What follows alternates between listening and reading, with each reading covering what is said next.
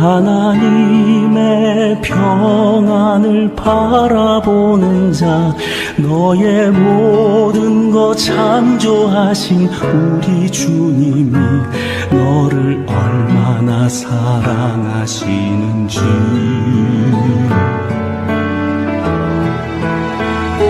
하나님께 찬양과 경배하는 자, 하나님의 선하심을 닮아가는 자, 너의 모든 것 창조하신 우리 주님이 너를 자녀 삼으셨네. 하나님 사랑의 눈으로 너를 어느 때나 바라보시고,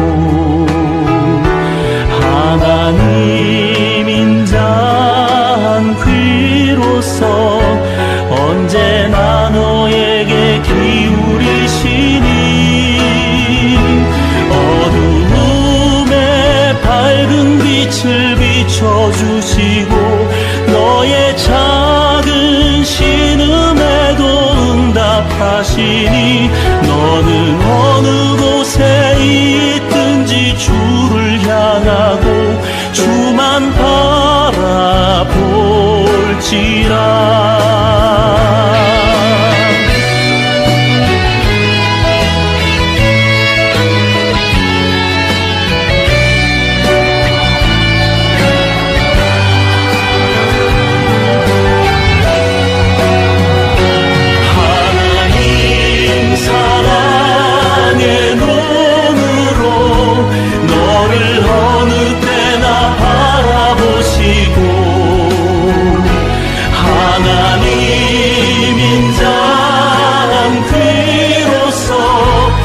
언제나 너에게 기울이시니,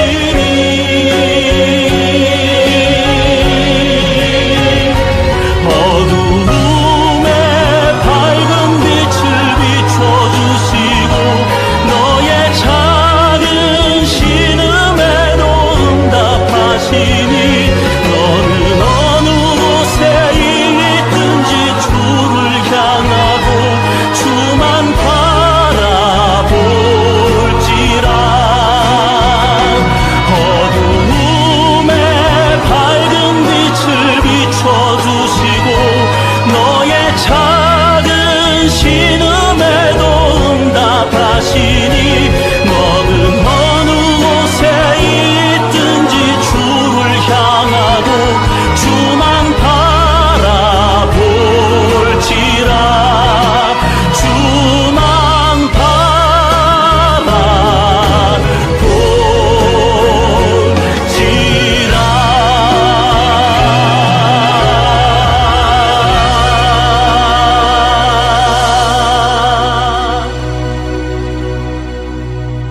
보실 말씀은 시편 37편 7절에서 11절 말씀입니다. 구약성경 828페이지. 여호와 앞에 잠잠하고 참고 기다리라. 자기 길이 형통하며 악한 꾀를 이루는 자 때문에 불평하지 말지어다. 분을 그치고 노를 버리며 불평하지 말라. 오히려 악을 만들 뿐이라. 진실로 악을 행하는 자들은 끊어질 것이나 여호와를 소망하는 자들은 땅을 차지하리로다. 잠시 후에는 악인이 없어지리니 네가 그곳을 자세히 살필지라도 없으리로다. 그러나 온유한 자들은 땅을 차지하며 풍성한 화평으로 즐거워하리로다. 아멘. 지난주에 온유에 대해서 말씀을 드리면서 기독교에서 말하는 온유는 어떤 우리가 흔히 말하는 세상적인 온유, 인간적인 유순함, 부드러움이 아니라고 말씀을 드렸습니다. 하나님 앞에서 유순하고 하나님 앞에서 부드러워야 한다라는 것입니다. 기독교인들은 특히 자신의 강함을 내세워서는 안 됩니다. 특히나 하나님 앞에서는 자신을 내세우는 것이 아니라 하나님을 주장하는 자가 되어야 합니다. 이것이 진정으로 온유하다라고 불려질 수 있는 기독교인입니다. 사람들은 그 본성상 늘 힘을 가지기를 원하고요. 그리고 그 힘을 또 드러내기를 원합니다. 자신이 다른 사람보다 더 힘이 있다라는 것, 자신이 다른 사람들보다 더 권력이 있다라는 것, 그리고 그것을 보여주기를 원하고 나타내기를 원합니다. 이 힘은 앞서 말씀드린 권력이 될 수도 있고요. 육체의 힘이 될 수도 있고 물질의 힘이 될 수도 있습니다. 여러 가지의 힘이 세상에는 존재를 하죠. 그래서 사람들은 이런 것을 내가 다른 사람들보다 이것에 내가 더 장점이 있다. 이것이 더 뛰어나다라는 것을 보여주면서 자신을 드러내고자 하는 것이 바로 사람의 본성입니다. 이 자연을 보면요, 야육강식의 모습을 사실 우리가 볼 수 있지 않습니까? 강한 자가 살아남고 약하고 힘없는 존재는 늘 당합니다. 특히나 동물의 세계 보면 사자나 호랑이 같은 존재들은 늘 어떻게 보면 약한 짐승을 누르고 잡아먹는 그런 모습을 보입니다. 그러다 보니 은근히 힘이 세고 강한 짐승들만이 살아남을 것 같습니다만은 그렇지 않지 않습니까? 이 자연을 보면은 야육강식의 법칙대로라면 모든 산마다 강하고 힘센 짐승들만 남아야 되는데 그렇지 않다는 겁니다. 오히려 약한 짐승들, 그런 짐승들이 더 번성하고 더 잘 살아남는 것 같습니다. 인간 세계도 마찬가지입니다. 우리가 사는 이 세상도 그렇더라는 거죠. 힘있고 잘나고 어떻게 보면은 가진 것 많은 사람들이 모든 것을 다 차지할 것 같습니다. 그리고 그 사람들이 참 행복을 누리고 참 평안하게 살아갈 것 같은데 그렇지만은 않습니다. 특히나 성경은 그것이 아니다라고 더욱더 강하게 말씀을 합니다. 오늘 본문의 마지막 말씀만 11절만 보더라도요. 온유한 자가 땅을 차지한다라는 그런 말씀을 하십니다. 물론 여기에서 온유라는 것은 단순히 부드럽다라는 그런 의미만을 가지고 있지는 않습니다. 사전적인 의미로 온유는 부드럽다, 유순하다라는 거죠. 따뜻한 그런 어떤 마음을 말을 합니다. 그러나 이것을 잘못 이해해서 연약하고 어떤 여전히 힘없는 그런 사람들만이 어떤 부드럽고 온순하다 그런 사람들을 의미한다라고 해서는 안 된다라는 것입니다. 힘이 없고 연약하기 때문에 어쩔 수 없이 다른 사람들 앞에서 굴복해야 되고 다른 사람들 앞에서 부드러워질 수밖에 없지 않느냐 그런 의미가 아니라는 거죠. 그런 어떤 부드러움, 그런 온유는 잘못된 것이고 그리고 또한 그런 온유는 기독교적인 온유는 더더욱 아니라는 것입니다. 온유를 말할 때는요, 어떻게 보면 그 사람이 힘이 있느냐 없느냐, 가진 것이 있느냐 없느냐가 아니라 그 사람이 가진 힘을 얼마나 잘 사용하고 얼마나 잘 절제하고 조절해서 적절하게 필요하게 그렇게 사용하고 있느냐 하는 것입니다. 짐승을 비유해서 좀 그렇습니다만은 가축을 우리 한번 생각해 보시기 바랍니다. 요즘은 경운기나 트랙터가 있어서 이제 경운기나 트랙터 논밭을 갑니다만은 예전에는 어떻게 합니까? 소나 나귀를 이용합니다. 그렇죠? 근데 소가 처음부터 논에 나가서 처음부터 주인의 말대로 그렇게 길을 똑바로 가느냐? 잘 되지 않습니다. 이리 삐뚤 저리 삐뚤 갑니다. 그러나 그 주인과 오랜 세월 같이 있으면서 길들여진 소들은 주인의 말 한마디에 방향을 잡고 앞으로 갔다 왼쪽 오른쪽 그렇게 가게 되었습니다. 몽골 지역에 가면요, 야생마들이 요즘은 좀 뜸합니다만 야생마들이 굉장히 많았고 옛날 몽골족들은 그 야생마들을 잡아서 타고 다녔습니다. 근데 그 야생에서 움직이는 말들을 잡았다고 해서 사람이 처음부터 바로 타느냐? 바로 못 타죠. 타면은 날뛰는 바람에 떨어지기 쉽습니다. 그러나 그렇게 그 야생마들을 잡아서 잘 기들이게 되면요, 그 말들이 수만 마리 되어서 주인의 원하는 대로 그렇게 움직여지게 되더라는 겁니다. 사람 역시 마찬가지가 아닌가 생각합니다.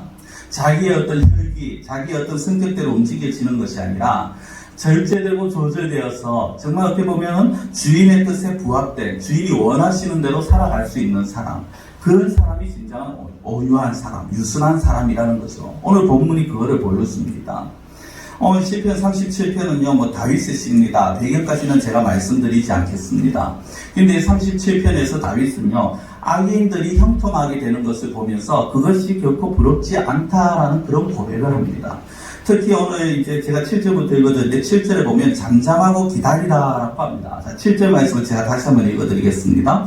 여호와 앞에 잠잠하고 참고 기다리라. 자기 길이 형통하며 악한 꾀를 이루는 자 때문에 불평하지 말지어다라고 합니다. 제일 먼저 나오는 것이 무엇입니까? 잠잠하고 참고 기다리라는 것입니다. 성경에 잠잠하라는 것은요, 입을 다물라는 것입니다. 말하지 말라라는 겁니다. 그렇다고 해서 단순하게 그냥 무조건 입을 다물라 그게 아니죠. 말할 필요가 없기 때문에 말하지 말라라는 겁니다. 왜 말할 필요가 없습니까? 다윗은 이 시를 지으면서 내가 지금 저 사람들보다 힘이 없고 연약하지만 그 억울한 일을 당하지만 내가 말하지 않는 것은 하나님께서 이 모든 것을 다스리실 분이신, 그리고 하나님의 섭리를 믿기 때문이라는 것입니다. 어떤 성경들 가지고 계신 성경 중에 그 표시가 되어 있는 성경이 있겠습니다만은 그 앞에 보면 여호와라는 글자 앞에 숫자가 있고 밑에 표시가 있습니다. 어떤 사본이 이렇게 되어 있다는 건데요. 거기에 보면 이런 내용이 있습니다. 여호와를 의지하고 잠잠히 참아 기다리라. 여호와를 의지하고, 그러니까 막연하게 다른 사람의 어떤 억울한 일을 보면 다른 사람의 어떤 악인들의 형통함을 보고 그리고 내가 억울한 일을 당하면서 그냥 막연하게 참는 것이 아니라는 겁니다. 하나님을 의지하고 하나님께서 이 모든 일을 결국은 다스리고 하나님의 섭리 안에 있을 것이라는 것을 믿고 기다리라는 것이죠. 참고 기다리라, 이 말씀 역시 잠잠하라는 것과 마찬가지 의미입니다. 그냥 막연하게 참는 것이 아니라는 겁니다. 언제가 될지도 모르는, 아니 될지 안 될지 모르는 상황에서 막연하게 그냥 기다리라는 것이 아니라 앞으로의 미래, 어떻게 보면 하나님께서 주실 그 미래를 바라보면서 참고 기다리라는 것입니다. 여기에 대부분은 출산의 경험이 있으실 것입니다. 아기가 태어날 때요, 태어날 날이 대충 알지 않습니까? 그럼 그 태어날 날을 얼마나 고대하면서 기다립니까? 그런데 그 출산일이 되었을 때 그냥 날짜가 되었다 하면서 아기가 그냥 갑자기 쑥 하고 나옵니까? 그렇지 않습니다. 그 참을 수 없는 고통이 있다라고 말하죠. 허리가 끊어질 것 같은 고통, 말로 할 수 없는 고통이 있다라고 그렇게 말들어 합니다. 그렇지만 그 고통 속에서 어떠합니까? 그 고통을 참고 기다립니다. 왜 그렇습니까? 그 고통 뒤에 나올 아기 때문인 것이죠. 아기가 있기 때문에 그 고통을 참을 수 있는 것입니다. 마찬가지입니다. 우리가 살아가면서 모든 일에 아무 의심 없이, 아무 의미 없이 막연하게 참고 기다린다. 이건 정말 무의미한 것입니다. 그렇지만 힘들고 어려울수록, 억울할수록 하나님께서 지금 이 뒤에서 어떤 일을 벌이시고 계실까? 하나님께서 어떤 일을 계획하고 계시고 그것을 하나님께서 어떻게 이루어 가실까? 지금 이 뒤에 있는 이 미래에 나는 알 수 없지만 그 미래에 하나님께서 어떤 모습으로 완성해 나가실까 하는 그런 기대감, 그런 기대감을 가지고 기다리는 자세를 가져야 한다는 것입니다. 이렇게 하나님을 의지하면서 기다리는 자들이요, 조급증을 벌일 수가 있습니다. 어떤 분들은 굉장히 조급한 사람들이 있죠. 하나 하면은 바로 뒤에 어떤 일을 기다리지 못하고 빨리빨리 왜 안 하냐고 독촉하는 사람들이 있습니다. 제가 좀 그런 스타일이거든요. 그러니까 누구에게 이제 다른 사람에게 질문을 던져놓고 빨리 대답을 안 하면 1분을 못 기다립니다. 왜 대답 안 하냐고 막 닥달을 하는데요. 이런 조급증이 사실 어떻게 보면 많은 사람들의 정도의 차이는 있습니다만은 미래를 알지 못하기 때문에, 어떻게 보면 기다리지 못하기 때문에 이런 조급증을 가지는 사람들이 있습니다. 기다리지 못하기 때문에 자기가 조급해서 자기 나름대로 어떤 방법을 모색합니다. 인간적인 방법을 모색하는 그런 어리석음을 범하더라는 것입니다. 그러나 성경은 어떻습니까? 하나님께서 일하신다는 것을 믿는 것이죠. 모든 것을 하나님의 뜻에 맡김으로 인해서 마음의 평안을 누리게 되었습니다. 내가 조급하다는 것은 다르게 말하면 그만큼 하나님을 맡기지 못했다는 것이죠. 우리는 하나님께 모든 것을 맡김으로 인해서 정말 마음의 평안함을 누립니다. 그리고 그 하나님께서 하실 일을 기다리면서 그 시간을 참고 기다립니다. 이걸 인내라고 하죠. 믿음의 인내라고 말을 합니다. 모든 것을 하나님께 맡기고 참고 기다리는 그런 마음인 것입니다. 이것이 온유한 자의 자세라는 거죠. 그렇다면 온유의 반대가 어떤 것입니까? 온유한 자가 하나님의 뜻을 기다린다면, 하나님께서 하실 그 미래를 기다린다면 그 반대의 모습은 어떤 모습입니까? 자기 주장을 그냥 끝까지 밀고 나가는 사람. 잠시도 기다리지 못하고 내가 하고 싶은 대로 말하고 내가 하고 싶은 대로 행동하고 내가 계획한 그냥 무조건적으로 밀고 나가는 사람들. 자기가 하는 것이 무조건 옳다라고 하는 그런 사람들이 바로 온유한 자의 반대의 모습이라는 것입니다. 이런 사람들은 하나님을 인정하지 않습니다. 하나님께서 계신다면 어떻게 이런 일이 있을 수 있냐라고 말을 하면서 오히려 하나님의 계심을 부정합니다. 아니, 하나님의 계심을 인정한다 할지라도 그러나 이것은 내가 해야 돼라고 말하면서 자기가 모든 것을 하려고 합니다. 그러다 보니까 그 안에서 평안이 사라지게 됩니다. 온유한 모습이 사라지게 되어지는 것이죠. 사람들이 간혹 흥분하거나 화가 나면요, 폭발할 것 같다라는 그런 말을 쓰지 않습니까? 내 정말 속이 폭발할 것 같다, 타들어간다, 그런 말을 합니다. 왜 그렇습니까? 그 의미가 뭡니까? 내 자신의 내면의 감정을 조절하지 못한다라는 겁니다. 이런 사람들이 사실 우리의 교회는 없습니다만은 이런 사람들이 많은 교회들은요, 참 문제가 끊어지지가 않습니다. 왜냐하면은 어떤 그 일을 맡길 때 그 사람이 감정적으로 해나가기 쉽기 때문이죠. 그래서 사실 이런 사람들에게는 일을 맡기기도 겁이 납니다. 그러나 하나님께서 하시는 모습은 어떤 모습입니까? 잠잠하게 참고 기다리라고 말씀을 하시는 겁니다. 이런 자들을 하나님께서 사용을 하신다는 거죠. 다르게 말씀드리면 내가 정말 기독교인으로서 성도로서 하나님 앞에 쓰임을 받고 싶다라면 하나님께서 쓰임을 쓰실 수 있도록 이 모든 상황에서 잠잠하게 참고 기다리는 자가 되어야 한다는 것입니다.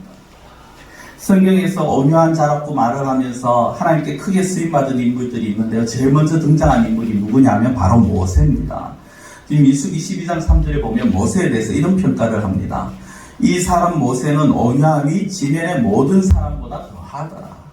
온유함이 지면의 모든 사람보다 더하다라는 이 말은 그 당시에 그 지역에 살고 있는 그 당시에 살고 있는 모든 사람들보다 모세가 가장 온유한 사람이라는 겁니다. 그러나 제가 지난주에도 말씀을 드린 것 같은데 모세는 처음부터 온유한 자가 아니었습니다. 그러나 하나님의 부름을 받기 전에 살인도 저지른 자였습니다. 물론 이유는 있었죠. 자기 동족이 억울하게 핍박받고 죽는 것을 보면서 참지 못해서 일어났습니다만은 그는 어쨌든 혈기를 이기지 못하고 사람을 죽일 정도로 그는 혈기왕성한 사람이었습니다. 그러나 그가 그 살인으로 인해서 40년간 광야에서 이제 도피 생활을 하고요. 그 후에 떨기나무 가운데 계신 하나님을 만난 모세가 혈기를 죽입니다. 그 완전히 다 죽지가 않습니다. 그 이후에도 보면 모세가 혈기를 부리는 장면이 나오는데요.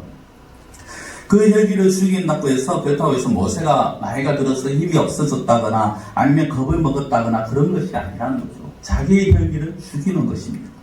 그리고 그가 하나님의 일을 감당합니다. 백성들의 연약함을 보면서 그들을 오히려 품에 안고 기도합니다. 자신의 형제인 아론과 미리암이 반역하지만 그들마저도 품에 안고 기도하는 그런 모습을 보입니다. 그런 모세를 보면서 하나님께서 말씀하신 것이 이 사람 모세가 온유함이 지면의 그 누구보다도 가장 온유하다라고 말씀을 하시더라는 겁니다. 우리는 어떻게 보면 아직도 내면의 혈기들이 있지 않습니까? 죽이지 못한 자아들이 있습니다. 그렇죠? 그래서 그 자아로 인해서 참 어떻게 보면은 나도 모르게 그냥 욱할 때가 있고 성질이 드러날 때가 있습니다. 다른 사람에게 상처를 줄 때가 있습니다. 그러나 하나님께서는 그것을 죽이라는 거죠. 그럼 어떻게 하면 죽일 수 있습니까? 우리의 힘으로 우리의 혈기를 죽일 수 있느냐? 절대 죽이지 못합니다. 어떻게 해야 됩니까? 하나님 앞에 기도해야 됩니다. 하나님, 내 속에 있는 이 자아를 좀 죽여주십시오. 내 속에 있는 이 혈기를 하나님께서 좀 다스려 주십시오. 내 안에 계신 성령께서 이것을 좀 주장하여 주십시오라고 우리는 기도할 수 있어야 되는 것입니다. 그렇게 기도하면서 성령님의 지배를 받는 자들만이 온유한 자가 될 수 있고 그러한 자들이 어떤 상황 속에서도 하나님 앞에 승리할 수 있는 그런 모습을 보인다는 거죠. 이것이 사실 맞는 말이고 옳은 말인데 많은 사람들이 그것을 거부합니다. 화가 나면 화를 내야 하고요. 뭔가 억울하면 불평을 해야 합니다. 그래서 상담하기도 보면요. 너무 참지 말고 때로는 터뜨려야 된다는 그런 말을 하기도 합니다. 그러나 하나님께서는 그렇게 말씀하지 않죠. 오히려 하나님께서 원하시는 모습은 무엇입니까? 인간의 본성대로 너희들 생각나는 대로가 아니라 그 모든 것을 하나님께 맡기고 잠잠하고 참고 기다리라는 것입니다. 왜냐하면 그렇게 불평하고 그렇게 분노를 내는 것이 그것이 오히려 하나님의 일을 망칠 뿐 아니라 악을 만들기 때문이라는 거죠. 자, 8절 말씀을 보십시오. 분을 그치고 노를 버리며 불평하지 말라. 오히려 악을 만들 뿐이라. 분과 분노라 우리가 흔히 분노라고 말하죠. 분노와 불평은요 오히려 악을 만든다라는 겁니다. 하나님께서는 우리에게 뭐라고 말씀합니까? 너희들 본능대로 행하지 마라라고 하십니다. 이 세상에서 어떻게 보면 의인이 고난당하고 악인이 형통케 되고 억울한 일을 당하고 그런 뭔가 마음이 불편한 걸 보면 하나님을 원망할 수밖에 없습니다. 그리고 어떻게 보면 인간적으로 화를 낼 수밖에 없습니다. 그러나 하나님께서는 그렇지 않다라고 말하죠. 인간적으로 화내고 불평하겠자 일이 해결되는 거 아니라고 하십니다. 오히려 우리가 분노를 하고 분노를 터뜨리고 우리가 어떤 일들에 대해서 왜 이렇게 되냐고 불평하는 것들은 오히려 악을 만들어낼 뿐이라는 것이죠. 성경은 우리가 잊지 말아야 될 것은요. 우리의 눈에 우리의 입술의 시각에 보이는 것 그 이면에는 하나님께서 일하시고 계시다라는 것입니다. 하나님의 섭리 안에서 모든 것이 움직입니다. 그러나 사람들이 자기의 본능대로 행할 때, 자기 어떤 감정대로 행할 때 오히려 하나님의 일을 어긋나게 하고 지체하게 만들어 버리죠.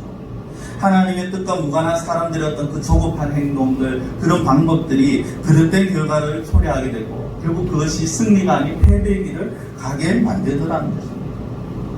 성도 여러분, 아마 공감을 하실 것입니다. 우리가 신앙생활하면서 우리의 신앙, 우리의 믿음을 가장 많이 깎아먹는 것이 무엇인 것 같습니까? 바로 분노입니다.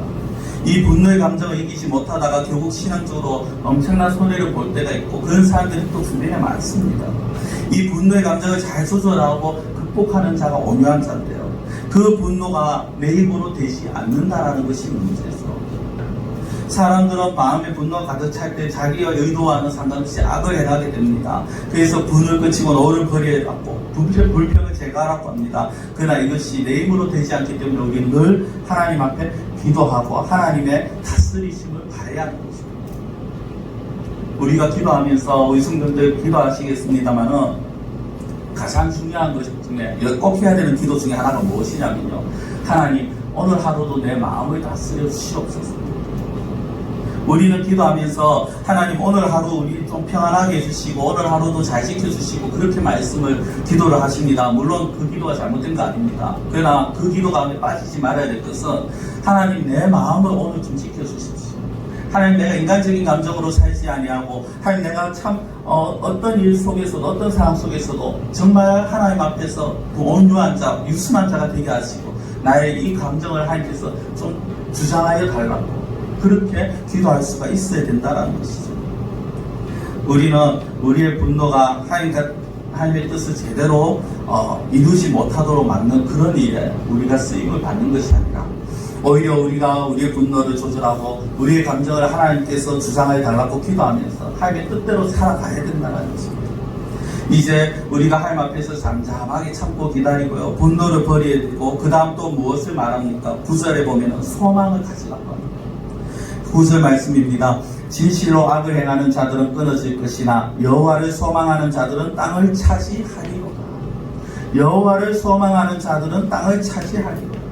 악을 행하는 자들은 순간 형통케 되어 보입니다. 잘 되는 것처럼 보입니다. 하나님의 말씀을 무시하고 자기 뜻대로 살아가고 자기 생각대로 살아가는 것이 지금 당장은 어떤 일을 이루어가는 것 같고 부가 챙겨지는 것 같고, 그리고 지금은 그것이 맞는 것처럼 보입니다만은 그런 자들은 끊어진다는 것입니다. 그러나 반대로 어떻게 합니까? 여호와를 소망하는 자들이 땅을 차지한다라고 말합니다.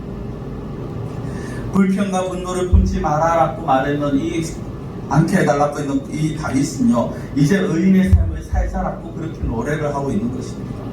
9절에서 악인과 의인의 삶을 이렇게 비교를 하죠. 10절에 가면 악인의 운명이 나오고 11절에는 의인의 운명이 나옵니다. 악인과 대소되는 의인의 복과 형통함이 그 뒤에 계속해서 나오게 되었습니다.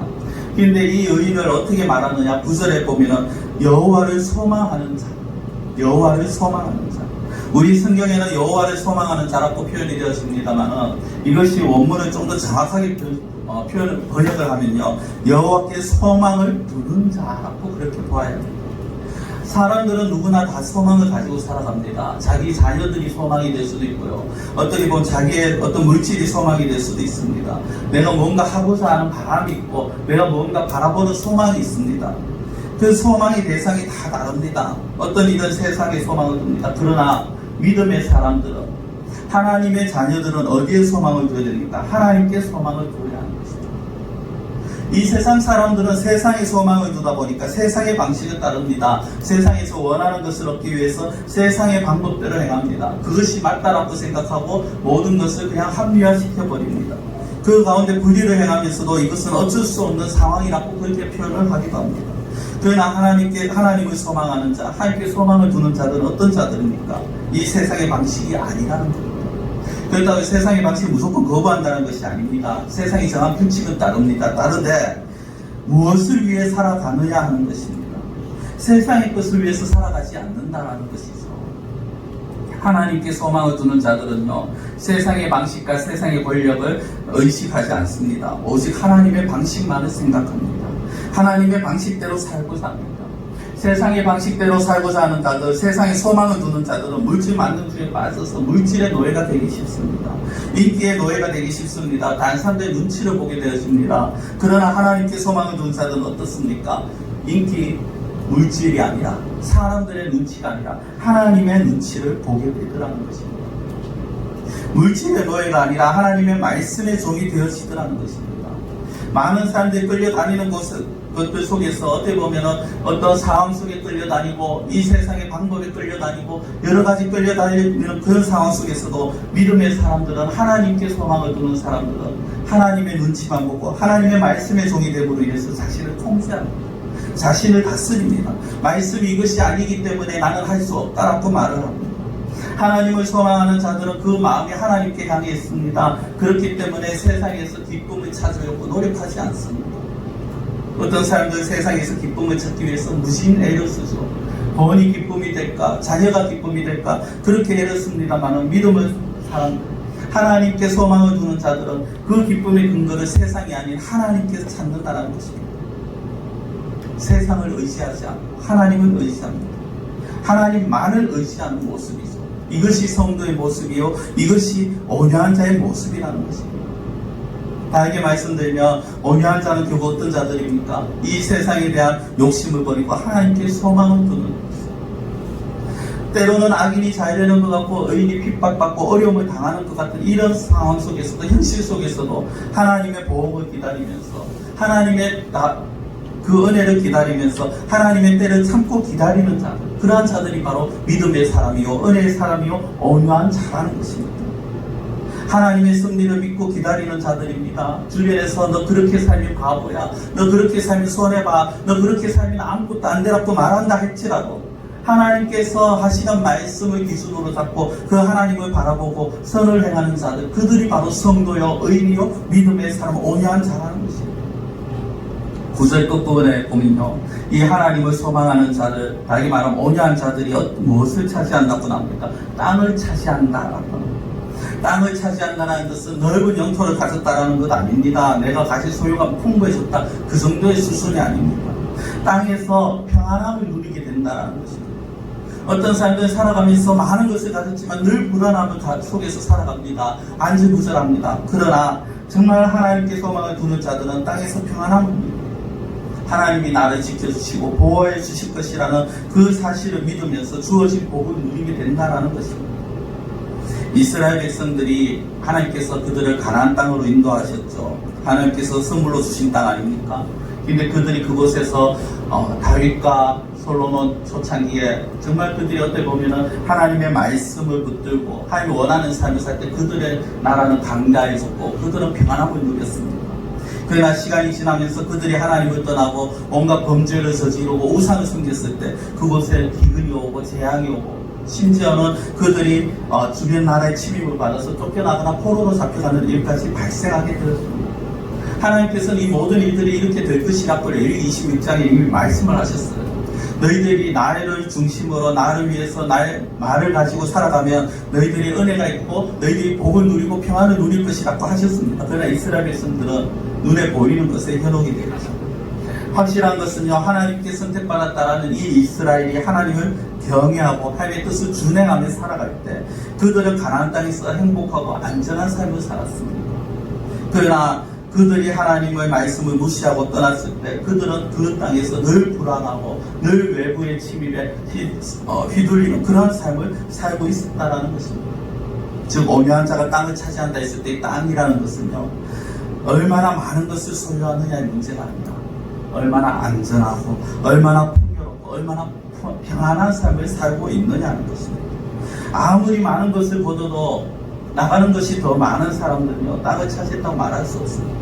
이런 말이 있죠. 앞문으로 들어와서 뒷문으로 나간다고. 많은 수입이 있는데 그러나 의외로 또 많은 것을 더 많은 지출이 생긴다면 그 사람은 결코 많이 벌었다라고 말할 수 없는 것입니다. 그러나 하나님께 소망을 두는 자들은 하나님께서 그 뒷문을 막아주십니다. 평안함을 누리게 하신다는 것입니다.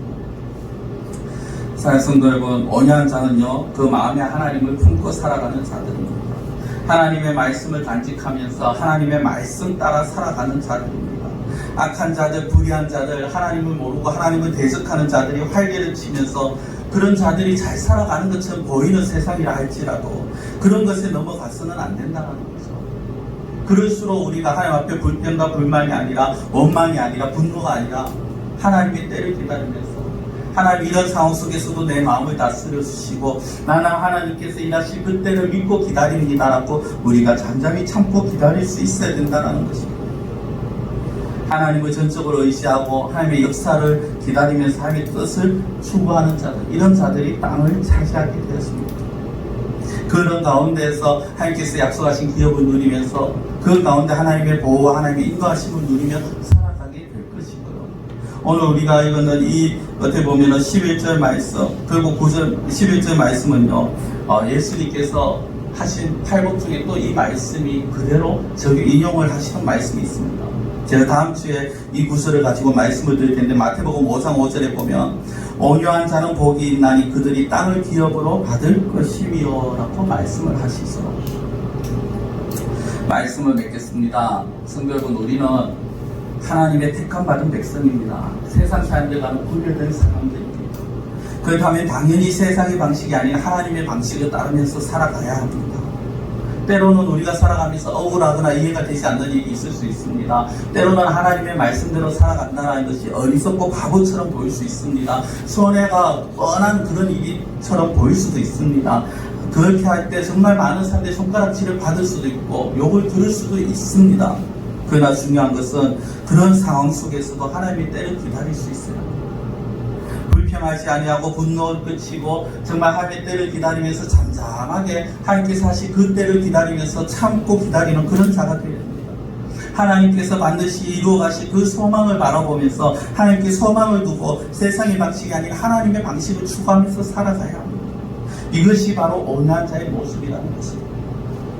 세상적인 온유가 아니라 하나님 앞에서 온유한 자의 모습. 하나님 앞에서 온유하기 때문에 하나님께서 하시는 대로 믿고 기다리고 따르는 모습, 그런 모습을 우리가 가질 때 하나님께서 그러한 우리들에게 땅을 주시고 그 땅에서 평안함을 누리게 하실 것입니다. 기도드리겠습니다. 사랑의 하나님 아버지, 우리가 살아가면서 이 세상에서 이해되지 못할 일들도 있고 때로는 분명히 안 좋은 방법임에도 불구하고 그런 사람들이 더 형통케 되어지는 모습을 볼 때도 있고, 또 때로는 악인들이 오히려 잘 되어가고 의인들이 핍박을 받는 모습을 볼 때가 있습니다. 하나님의 말씀대로 살아간다라는 것이 때로는 참 억울하고 손해볼 것 같고 힘든 상황이 되어짐을 우리가 볼 때도 있고 실제 삶에서 우리가 느끼기도 합니다. 그러나 그런 모든 상황 속에서도 우리는 하나님께서 택하신 백성이요 하나님의 자녀이기에 세상의 방식, 세상의 뜻, 세상의 것을 쫓아서 가는 것이 아니라 하나님의 때를 기다리며 하나님의 방식을 쫓아 나아가는 저희들이 되게 하여 주시옵소서. 세상에서 사람들이 무엇이라 하여도 거기에 우리가 억울한 일을 당한다 해도 불평을 그치고 분노를 버리고 잠잠하게 하나님의 기다리며 참고 기다리며 하나님께 소망을 두며 나아가는 그러한 저희들의 삶이 되게 하여 주시옵소서. 하나님께서 저희들을 주장하여 주시고 하나님께서 저희들을 붙들어 주심을 우리가 굳게 믿고 오직 하나님 앞에서 온유한 자, 부드러운 자 삶을 살아갈 수 있는 저희들 되게 하여 주시옵소서. 간절히 원하고 예수님의 이름으로 기도드리옵나이다. 아멘.